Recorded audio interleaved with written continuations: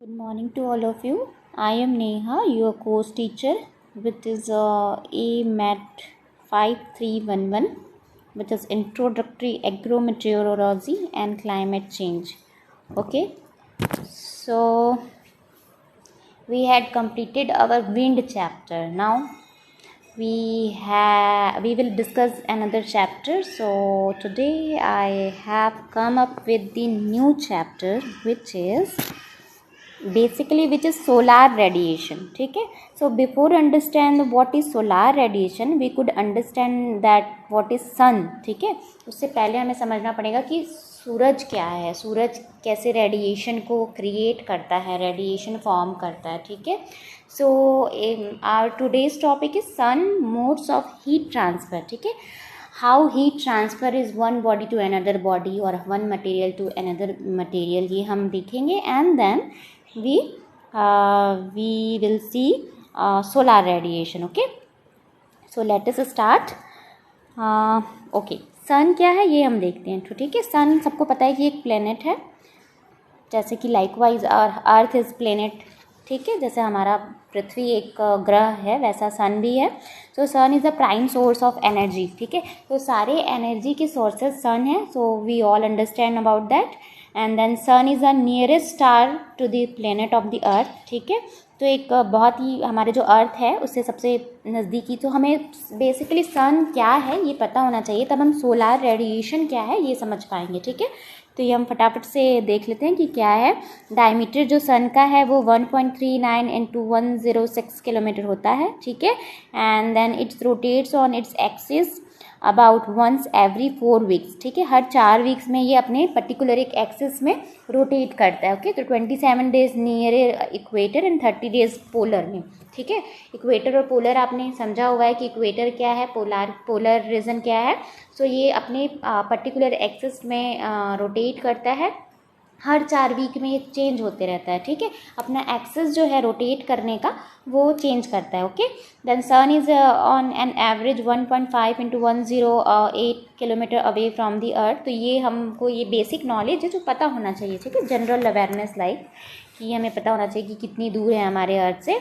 So 149 about 149.64 million kilometre deviation है उसका. ठीक है, एंड देन अर्थ सरफेस जो सरफेस टेम्परेचर है सन का जो वो 5462 कैल्विन है. ठीक है, ऐसे तो हम अपना टेम्परेचर को सेंटीग्रेड में कैलकुलेट करते हैं, मेज़र करते हैं, पर कैल्विन जो है वो रेदर देन सेल्सियस बहुत ज़्यादा होता है. ठीक है, तो उसका टेम्परेचर जो है 5462 डिग्री कैल्विन है. ठीक है, तो ये यूनिट है सन टेम्परेचर का, isn't it? सो एक बेसिक ये फॉर्मूला था सन का कि भाई सन क्या है और कैसे एनर्जी और रेडिएशन वो फॉर्म करता है. ठीक है, so let us move. Okay, so every minute the sun radiates approximately 56 into 106 calories of energy. ठीक है, वो इतनी कैलोरी एनर्जी जो है वो अप्रॉक्सीमेटली है ये. ठीक है, अप्रॉक्स है, लगभग है ये, इतनी एनर्जी वो प्रोड्यूस करता है. ठीक है, हर 1 मिनट में. तो बहुत ज़्यादा एनर्जी है, 1026 calorie of energy, isn't it? बहुत ज़्यादा एनर्जी ये 1 मिनट में प्रोड्यूस करता है. ठीक है, so the interior mass of the sun has a density of 80 to 100 times that of water. So जो इसका मास है, ठीक है, जो अंदर का जो इसका मास है वी कुड से, वो सोचिए सन का जो है और उसकी जो डेंसिटी है 100 गुनी ज़्यादा है पानी की डेंसिटी से. हमको लगता है कि पानी की डेंसिटी बहुत ज़्यादा है ना. हम कहते हैं कि डेंसिटी की अगर जब भी हम बात करें, घनत्व की बात करें, तो हमें लगता है कि पानी का घनत्व बहुत ज़्यादा है, पर यहाँ पे ऐसा है कि 100 गुना 80 गुना ज़्यादा जो है वो सन का है. ठीक है, as compare to our water. ठीक है, so energy is due to fusion, hydrogen is transform to helium. ठीक है, और एनर्जी जो है फ्यूजन के ज़रिए जो यहाँ पे फ्यूज होते हैं, मतलब ट्रांसफॉर्म होते हैं, तो हाइड्रोजन जो है वो ट्रांसफॉर्म क्या हो जाता है, हीलियम में ट्रांसफॉर्म हो जाता है. मतलब एनर्जी सोर्सेज जो है, रिसोर्सेज जो हैं वो चेंज आउट होते रहते हैं. ठीक है, and then 99% of the energy of the biosphere is only from the sun and the rest 1% is a star lightning discharge. तो ये तो हम सबको पता है कि जो एनर्जी का सोर्स है, जो प्राइम सोर्स एनर्जी का है वो सन ही है. ठीक है, सो 99.99% एनर्जी सोर्सेज जो है वो सन के से आते हैं, और जो 0.009% जो एनर्जी सोर्सेज है वो और भी जो हमारे छोटे ग्रह हैं, ठीक है, प्लेनेट वगैरह, स्टार्स हैं, मून्स हैं, ठीक है, वो जो हैं वहाँ से रिफ्लेक्ट, वो भी थ्रू दी सन से रिफ्लेक्ट होके जो उस ग्रह में पहुँचते और वहाँ से रिफ्लेक्ट होके जो हमारे अर्थ में पहुँचते, तो वो एनर्जी सोर्सेज, उनकी खुद की अपनी एनर्जी नहीं होती, ठीक है, सॉरी, उनकी खुद की अपनी ऊर्जाएं नहीं होती, रिसोर्सेज नहीं होते, प्रकाश नहीं होता, ठीक है। तो जितने भी प्लेनेट हैं उनमें जो ऊर्जाएं हैं, रिसोर्सेज हैं, वो सन के रिसोर्स हैं जो रेडिएट होकर रिफ्लेक्ट होकर हमारे अर्थ तक पहुँचते हैं, ठीक है। सूरज की रोशनी से रिफ्लेक्ट होके जो स्टार्स हैं वो हमें धरती तक दिखाई पड़ते हैं, ठीक है। तो जो प्राइम सोर्सेज है एनर्जी का वो हमारा सूरज ही है। Okay, so modes of the heat transfer next is, so this is very important, हमें पता होना चाहिए कि कैसे हीट ट्रांसफ़र होता है, उसके मोड क्या हैं, ठीक है। So they are different modes which is conduction, convection and radiation. So all matter at temperature above the absolute zero imparts energy to the surrounding space. The process involved in heat flow और heat transfer, ठीक है। सो जितने भी matter हैं, ठीक है, चाहे वो सॉलिड हो, गैस हो या लिक्विड मैटर हो, उनमें जो एब्सोल्यूट जीरो से जो एनर्जी ट्रांसफ़र होती है, ठीक है, कोई भी मैटर में जो एनर्जी होता है, अगर रिसोर्सेज होता है, वो पहले एब्सोल्यूट जीरो मतलब शून्य अवस्था में होता है, ठीक है। तो वो इन तीन अवस्थाओं से कंडक्शन, कन्वेक्शन और रेडिएशन के थ्रू जो है एनर्जी का ट्रांसफ़र होता है, ठीक है।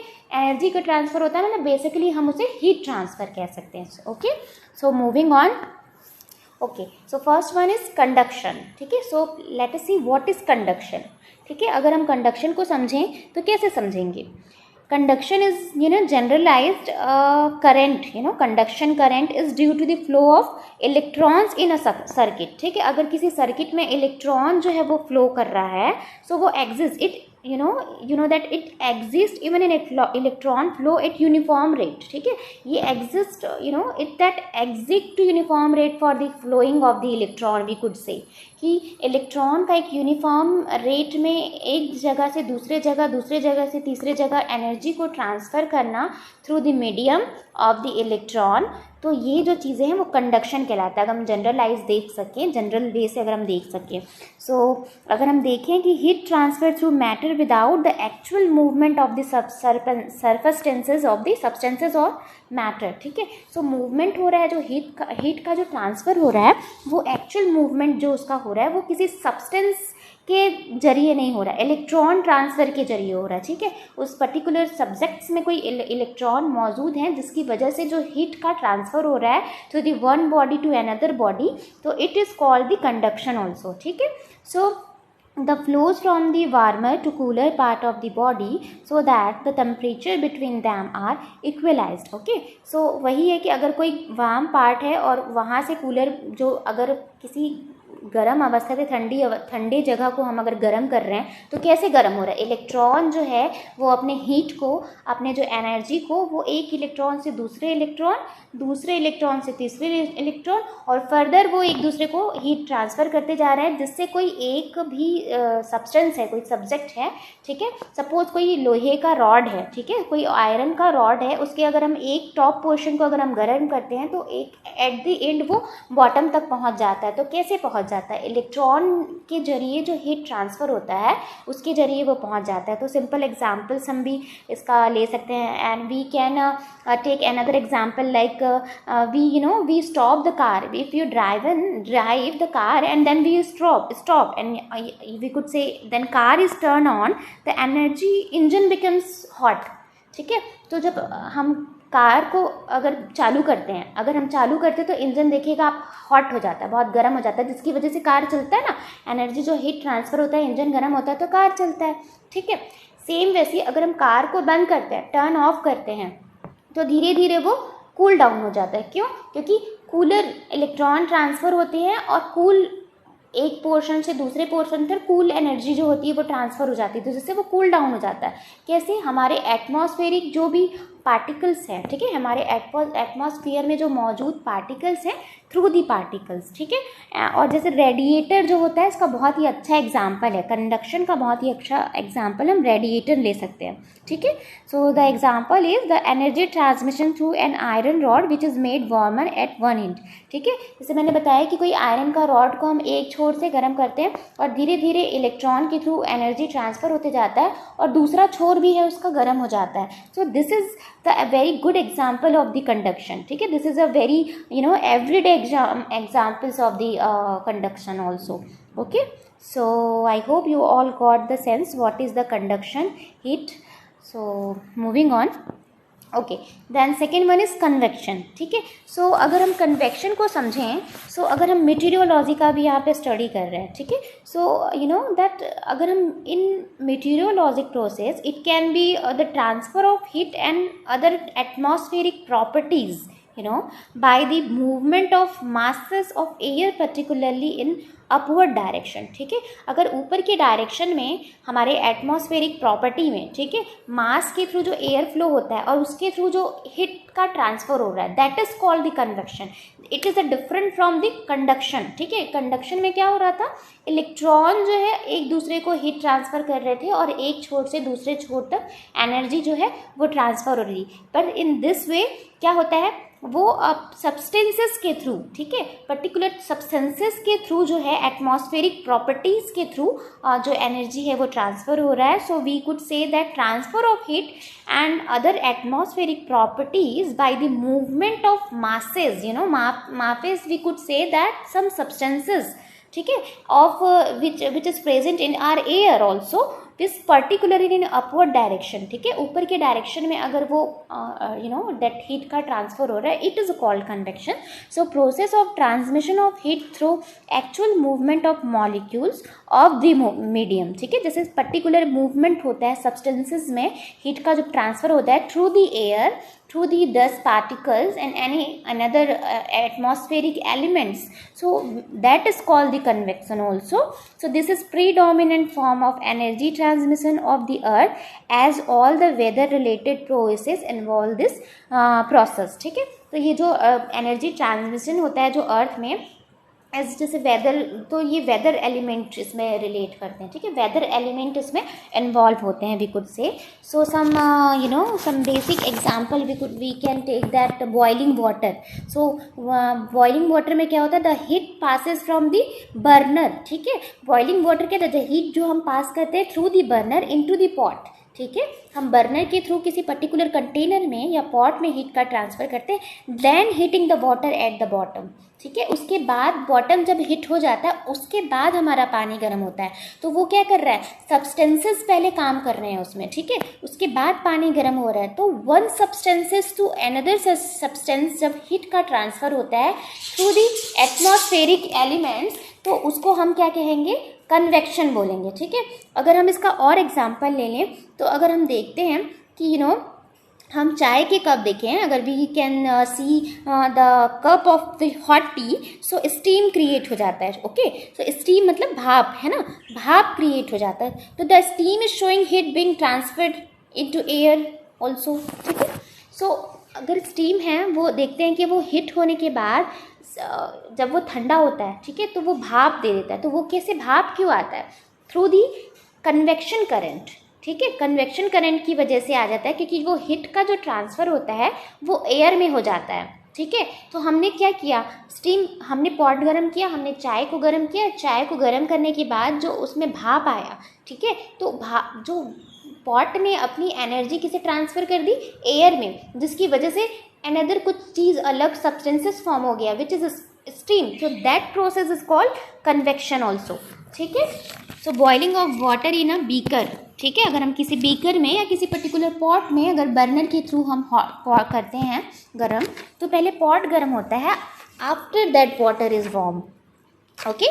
So moving on, radiation, okay. So what is radiation, so transfer of energy from one body to another without the aid of the material medium, solid, liquid और gas, ठीक है। तो जो एक ट्रांसफ़र जो होती है किसी एक एनर्जी से, सपोज अगर आप मिरर है आपके पास, ठीक है, उसमें सूरज की रोशनी जो पड़ रही है, ठीक है, वो सूरज की रोशनी पड़ रही है, सन का जो भी रेडिएशन उस पर पड़ रहा है वहाँ से रिफ्लेक्ट होके वो हमारी आँखों तक पहुँच रहा है. So that is called what? That is called radiation. Okay, so transfer of the energy from one body to another without the aid of the material medium, this is called the radiation. Okay, transfer of heat by the rapid oscillation of the electromagnetic field. ठीक है, electromagnetic field में अगर heat का transfer हो रहा है बहुत ही जल्दी, ठीक है, रैपिड अपना एक्शन दिखा रहा है, तो वो हम रेडिएशन कह सकते हैं. We could say radiation also. Then after radiation is not heat. Yeah, remember that. Always remember, conduction and convection is the transfer of heat flow the one body to another body. But radiation is not heat. Okay, so both are different. Okay, so radiation is not heat. Only when radiation is absorbed by the surface of the body, heat is produced. ठीक है, वो heat नहीं है. So it is the only energy sources, okay, which is absorbed by the particular substances and then heat is formed, we could say. ठीक है, कोई energy उस energy sources को कोई एक हमारा कोई सॉलिड, लिक्विड या गैस बॉडी जो है, मटेरियल है, सब्सटेंसेस है, ठीक है, वो क्या करता है? अब्जॉर्ब करता है. उसके बाद वो बॉडी गर्म होती है, तो वो है हीट. उसके बाद कन्वेक्शन और कंडक्शन का प्रोसेस स्टार्ट होता है. Okay, so always remember that point. Radiation is not heat. Okay, then example is the energy transmission through space from the sun to the earth. ठीक है, जो एनर्जी जो स्पेस से हमें आ रही है वो सन के थ्रू आ रही है. जैसे जो सन की जो प्रकाश है, ठीक है, ये तारे का जो प्रकाश है, स्टार जो हमें दिखते हैं, तो वो रेडिएशन जो है, रेडिएशन पहले क्या होता है? तारों तक पड़ता है. ठीक है, वो रेडिएशन स्टार्स पे पड़ता है, स्टार से रिफ्लेक्ट होके हमारे अर्थ पे आता है, फिर वो हमारी आंखों को दिखाई पड़ता है. So that is called radiation. ठीक है, फिर वो जो हम हीट महसूस करते हैं, अगर कोई रेडिएशन, अगर जैसे कोई लाइट जल रहा है, ठीक है, उसका रेडिएशन कहीं पे वो पड़ रहा है, उसके बाद वो सीधे हमारे आँखों तक या हमारी बॉडी तक पहुँच रहा है, तो हम हीट फील करते हैं. जैसे आप कैमरा या फोटोग्राफी वगैरह जो होते हैं उसमें देखना, वो रेडिएशन के थ्रू काफ़ी उस जगह पे गर्मी लगने लगती है. सो वहाँ पे क्या करता है? रेडिएशन फॉर्म होता है. ठीक है, तो बहुत ही अच्छा एग्जांपल है फोटो स्टूडियो कि जहाँ पे स्टूडियो में स्टूडियो लाइट लगे होते हैं और वहाँ पे जो एनर्जी का फॉर्म होता है, तो that is called the radiation also. ठीक है, so moving on. Okay, so our main topic is solar radiation. ठीक है, हमें सोलार रेडिएशन को समझने के लिए कंडक्शन, कन्वेक्शन और रेडिएशन को समझना पड़ेगा. तो हमने देखा कि क्या होता है तीनों. ठीक है, और बेसिकली तीनों एक दूसरे से डिफरेंस है. ठीक है, जो मैंने समझाया आपको.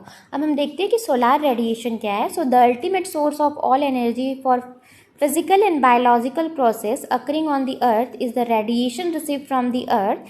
That's why it is commonly called as solar radiation. ठीक है, तो सोर्स बेसिकली हम कह सकते हैं फिजिकली या बायोलॉजिकली प्रोसेस के थ्रू जो सूरज से जो सोर्स से जो एनर्जी निकलती है, जो हमारे अर्थ तक पहुंचती है थ्रू द रेडिएशन.